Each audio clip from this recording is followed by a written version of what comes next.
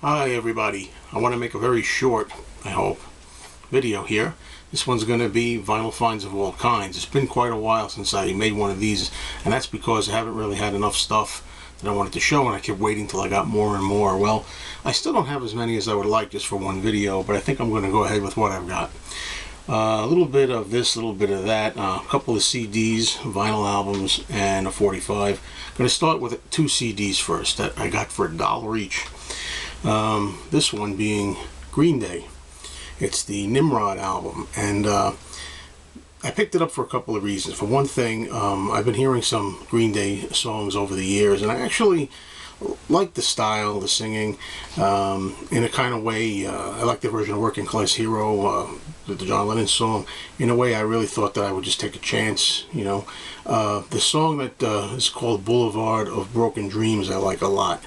And anyway, for $1, I couldn't go wrong with this, I thought. But it turns out that I did go wrong with it, because I hated this album, I'll be honest with you. And I felt like a real Nimrod myself for actually purchasing this thing. Okay, I don't know, it just wasn't for me. I'm not going to keep it in my collection. There's a song here that I do like, it's called Good Riddance, which is a fitting title. You know, that song that says, I hope you have the time of your life. But the rest of it was just really, really a lot of like blah, blah, blah, blah, blah stuff, kind of like nonsensical. Couldn't really make out a lot of the lyrics. I don't know, just nothing for me personally. I got also fooled here because, I mean, I don't know anything about Green Day. I thought there's a song here that's called Walking Alone, and I thought that was that song Boulevard of Broken Dreams, you know, I walk alone. So it wasn't on here, but that's really got nothing to do with it. It wasn't a pleasant listening experience for me. I really didn't care for it. So this other one though, this other CD that I also got for $1, I actually enjoyed, and I thought I might. It's Bob Dylan, Time Out of Mind, $1. Okay, and I played this whole thing in the car, really liked it. I'd heard good things about it, and I wasn't disappointed. Only one listen, so I don't have that much really to base it on. I'm good, you know, just that I thought it was good, and obviously one of his latter day, even though it's going in the 90s, this is the 90s, right? I think it's kind of old now, but you know, he did a lot of good albums that I still have yet to catch up with. Modern Times, Love and Theft. There's a lot of good things I'd heard about these albums, but I really enjoyed this one. Time Out of Mind, certainly worth $1. Next two finds I have are VCLT, or trades. This one here is Joan Jett and the Blackhearts, Summertime Blues 45, and I actually got this from Jordan, who goes by the screen name Elvis Presley Collector. We did a trade, and he actually threw this in there. It was a Beatles album that he gave me originally, which I showed a long time ago in a Beatles video, but he threw this in just for the heck of it. You know, he didn't have to do that. I really thank you for that, Jordan. You know, he didn't have to do it, but it's a one-sided single. The other side says, this is a one-sided single, play the other side. So this is a nice little item from my Joan Jett collection. Okay, now another gift that I got here. There was no trade involved here whatsoever. This was pure VCLT, and I always feel like I want to tell people who might not be familiar with that abbreviation. It's Vinyl Community Love Train, VCLT, and that means that people just want to send you a gift, or you can send one in return. But this particular one is from Serge Francoeur, who's in Montreal, and it's Rene Martel. I hope I'm saying that right. He sent me this album, and I'm really so thankful for it, and I'll tell you why.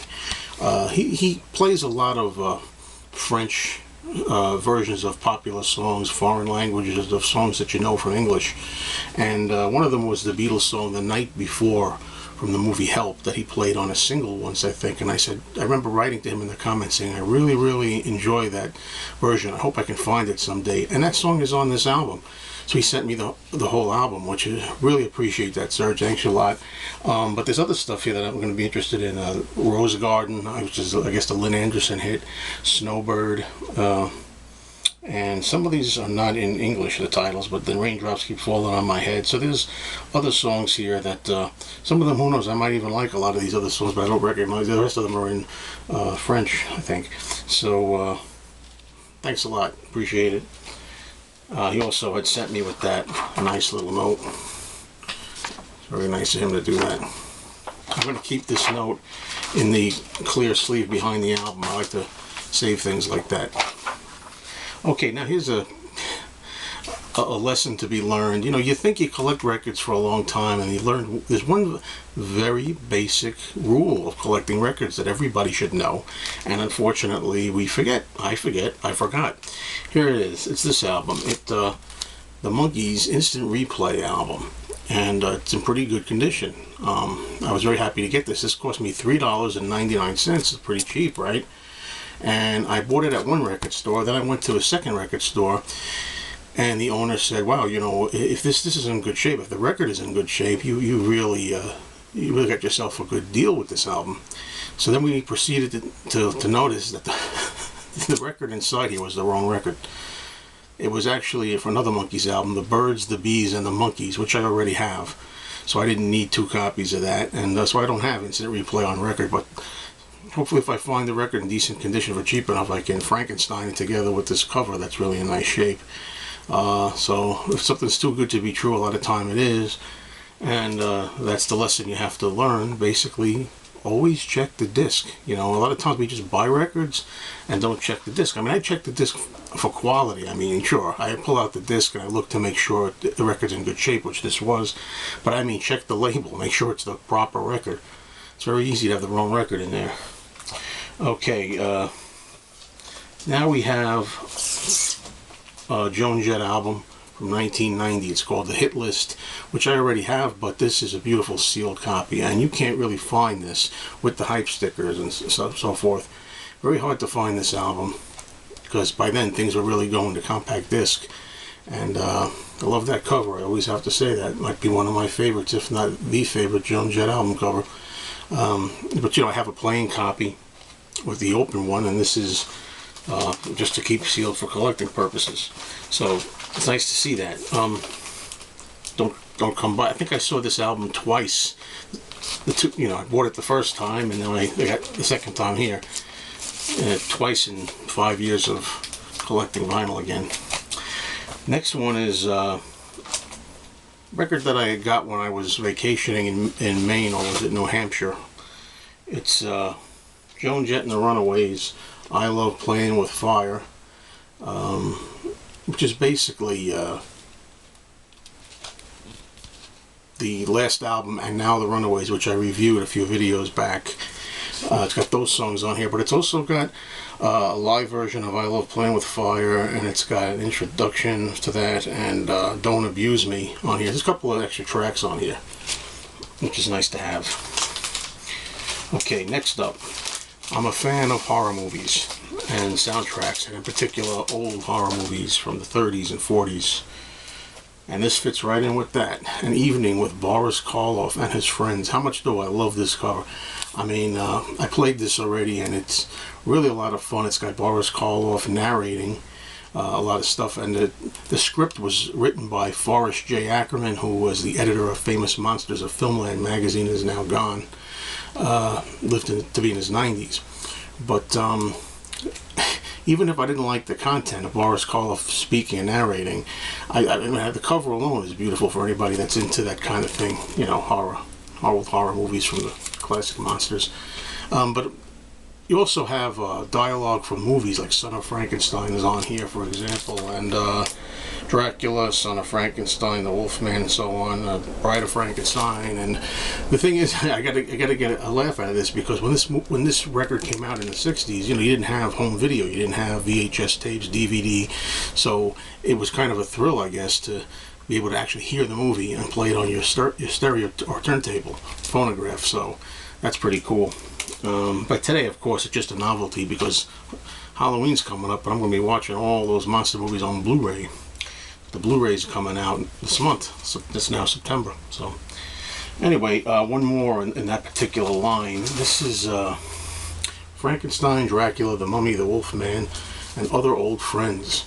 It's got the Universal soundtrack music, and I think there's something here called Horror Rhapsody by Hans J. Salter. There's Hans J. Salter right there. One of my favorite composers of movie soundtracks. He did all the best of the Universal monster movies. It's funny, they have a picture here of a movie called The Mummy's Tomb, which is a 1942 sequel. And anyway, I don't think there's any Mummy's Tomb music on here, to tell you the truth. And then you got, as a bonus here, there's a movie called Horror Express from 1972, 73. It's a Spanish-British co-production, very good, with Christopher Lee and Peter Cushing. Now here it is, I'm going to stuff that better fits my movie channel, right? But anyway, there's music from that movie which is really enjoyable, and it's by, the name is hard to say, right? Joan Jett. Hope I pronounced that right. Okay, the last couple, I have two more items here, the last couple. Alright, guilty as charged. You know, one time somebody made a video, show us your most embarrassing records that you picked up. And I showed an Engelbert Humperdinck record back then. I got two more here, and the reason that I got them was because, first of all, they're beautiful condition in the shrink, and I actually like Engelbert Humperdinck singing. My mother used to play them all the time, and I got to like his voice, and he does a lot of good songs. And you know, do I want to start an Engelbert collection? I don't know if Liam Dyer is ever watching this. I know he's a big fan. He went to see him in concert. What do you think, Liam? It's a no-brainer, right? I should start with Engelbert. Anyway, that's it. Try to knock this off as quick as possible. Thanks everybody for watching me, and have a great day or night, depending on when you're watching this.